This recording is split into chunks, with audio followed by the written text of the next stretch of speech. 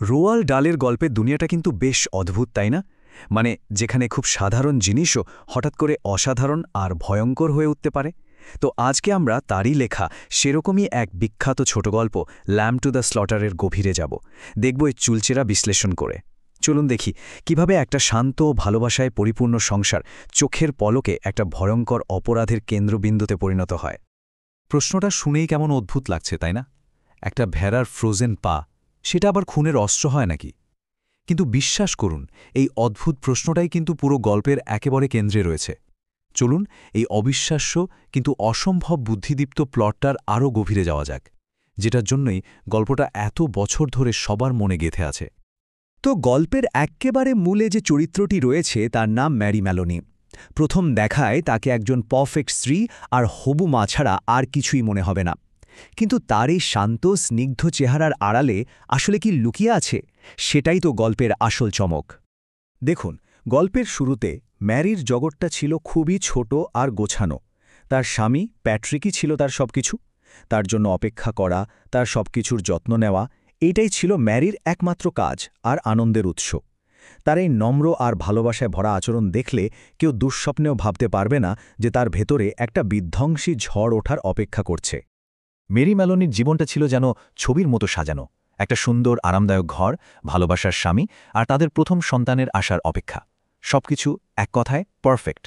কিন্তু আমরা তো জানি, নিখুঁত জিনিসগুলোই সবচেয়ে সহজে আর বাজেভাবে ভেঙে যায়।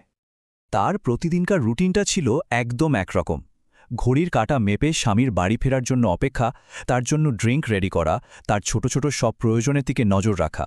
এই শান্ত ঘরোয়া পরিবেশটাই কিন্তু গল্পের স্টেজ, যেখানে সবচেয়ে অপ্রত্যাশিত আর ভয়ঙ্কর নাটকটা কিছুক্ষণের মধ্যেই শুরু হতে চলেছে। আর ঠিক তখনই বোমাটা ফাটল।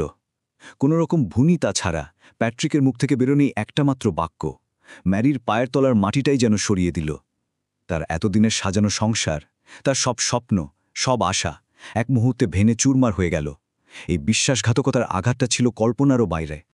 এই প্রচণ্ড মানসিক আঘাতের পরই গল্পটা একটা ভীষণ অন্ধকার দিকে মোড় নেয়।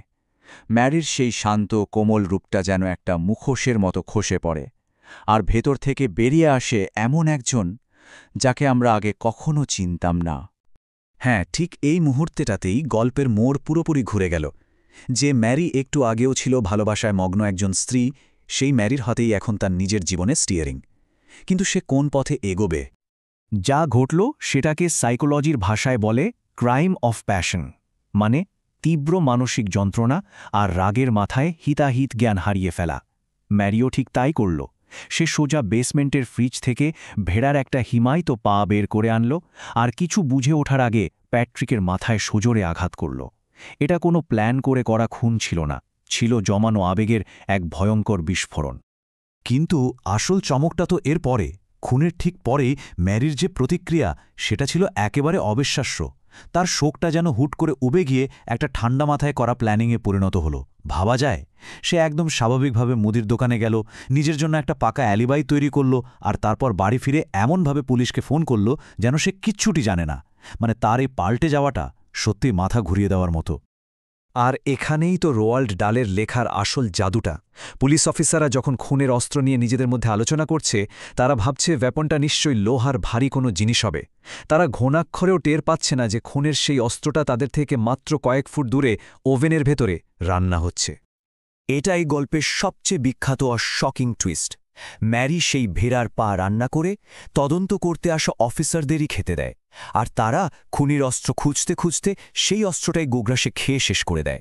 প্রমাণের এমন নিখুঁত লোপাট শায়দ আর কোনো গল্পে খুঁজে পাওয়া যাবে না। চলুন এবার এই রুদ্ধশ্বাস গল্পের আড়ালে যে গভীর অর্থগুলো লুকিয়ে আছে সেগুলো নিয়ে একটু ভাবা যাক। কারণ ল্যাম্ব টু দ্য স্লটার শুধু একটা খুনের গল্প নয়, এটা মানুষের সাইকোলজি আর সমাজের প্রতি একটা ধারালো মন্তব্য বটে। এই স্লাইডটা দেখুন, ম্যারির চরিত্রের দুটো দিককে কি দারুণভাবে তুলে ধরেছে। বাইরে থেকে সে ছিল একদম নিখুঁত একজন গৃহিণী, শান্ত, নম্র আর ভালোবাসায় পরিপূর্ণ। কিন্তু ভেতরে ভেতরে জমেছিল প্রচণ্ড রাগ, অপমান আর প্রতিশোধের আগুন। প্যাট্রিকের বিশ্বাসঘাতকতা সেই ভেতরের সত্তাটাকেই যেন মুক্ত করে দিল। গল্পটার মূল থিমগুলো যদি দেখি, তাহলে প্রথমেই আসবে বিশ্বাসঘাতকতা, যা পুরো ঘটনাটার পেছনের চালিকা শক্তি। এরপর আসছে অপরাধ করেও পার পেয়ে যাওয়ার ধারণাটা, আর অবশ্যই গল্পের ডার্ক হিউমার, বিশেষ করে পুলিশদের বোকামি নিয়ে যে ব্যঙ্গ করা হয়েছে, তা গল্পকে একটা অন্য মাত্রা দিয়েছে। তারা তো ম্যারির মতো একজন সাধারণ মহিলাকে সন্দেহ করার কথা ভাবতেও পারেনি। গল্পের প্রতীকী ব্যবহারগুলো কিন্তু খুব শক্তিশালী। ল্যাম্প বা ভেড়া একদিকে যেমন নিরীহতার প্রতীক, তেমনি গল্পের শেষে এটাই হয়ে ওঠে বুলির বস্তু। আবার দেখুন, ভেড়ার সেই হিমায়িত পা যেন ম্যারির ভেতরে জমে থাকা ঠান্ডা ক্রোধের প্রতীক, যা হঠাৎ করেই বেরিয়ে আসে। আর যে ডিনাটাকে ঘিরে এত কিছু, সেটা আসলে ম্যারির ভেঙে চুরমার হয়ে যাওয়া সাজানো সংসারেরই প্রতীক।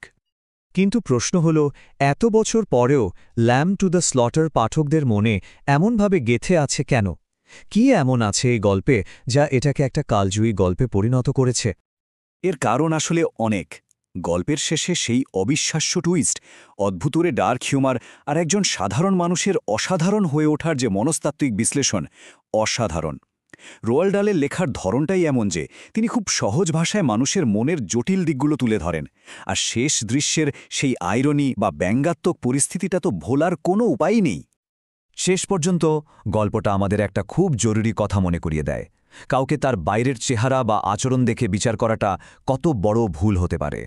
কারণ সবচেয়ে শান্ত, সবচেয়ে নিরীহ দেখতে মানুষটার ভেতরেও এমন একটা সত্তা লুকিয়ে থাকতে পারে যা সুযোগ পেলে বেরিয়ে আসতে এক মুহূর্তও ভাবে না। আর এখানেই একটা প্রশ্ন রেখে যাই, কেমন এই যে ম্যারি ম্যালোনি, সে আসলে কে? পরিস্থিতির শিকার একজন নারী যাকে তার স্বামীর চরম বিশ্বাসঘাতকতা এই ভয়ঙ্কর পথে আসতে বাধ্য করেছে?